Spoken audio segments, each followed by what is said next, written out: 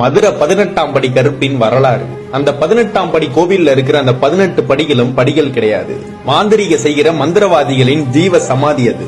அதுக்கு மேலதான் 18ஆம் படியான் கருப்பு உட்கார்ந்திருப்பாரு. இந்த 18ஆம் படி கருப்பு மதுரையில எப்படி உருவானாரு?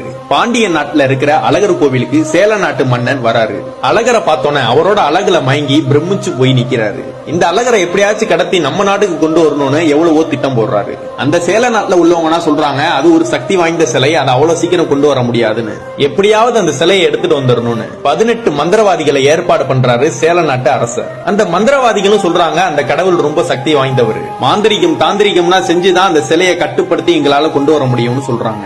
அதுக்கு நீங்க எங்களுக்கு காவலுக்கு யாரையாவது அனுப்புங்கன்னு சொல்றாங்க. அந்த சேல நாட்டு அரசரும் அதுக்கு நான் சம்மதிச்சுட்டு 18ஆம் படியான் கருப்ப காவலுக்கு அனுப்புறாரு. அந்த 18 மந்திரவாதிகளும் அந்த அழகர் கோயிலுக்கு போறாங்க. அந்த 18 மந்திரவாதிகளுக்கு காவலா கருப்பும் போறாரு. அந்த மந்திரவாதிகள்லாம் கோயிலுக்குள்ள போனோன்னு யாரோட கண்களுக்கும் நம்ம தெரியக்கூடாதுன்னு ஒரு மாந்திரிக மைய கண்ணுல தடவுறாங்க. அந்த அழகரோட அழகுல இந்த மந்திரவாதிகளும் மயங்கி போயிடுறாங்க. இந்த 18 மந்திரவாதிகளும் உட்கார்ந்து மந்திரம் செய்து அந்த அழகரோட சக்திய கொஞ்சம் கொஞ்சமா எடுத்துக்கிட்டே இருக்காங்க.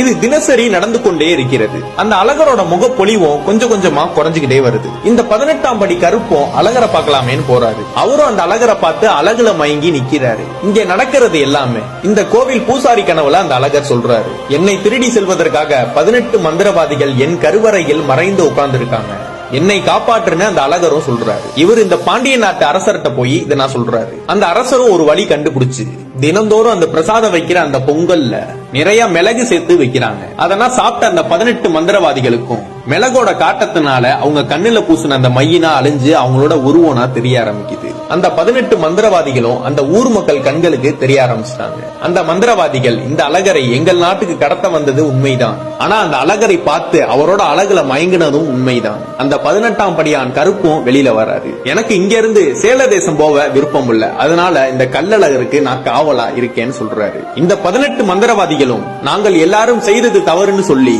எந்த அழகரை நாங்கள் கடத்த சென்றோமோ அந்த அழகருக்கு காவலா நாங்க இருக்கோம், அந்த பொறுப்பை எங்களுக்கு கொடுங்கன்னு சொல்றாங்க.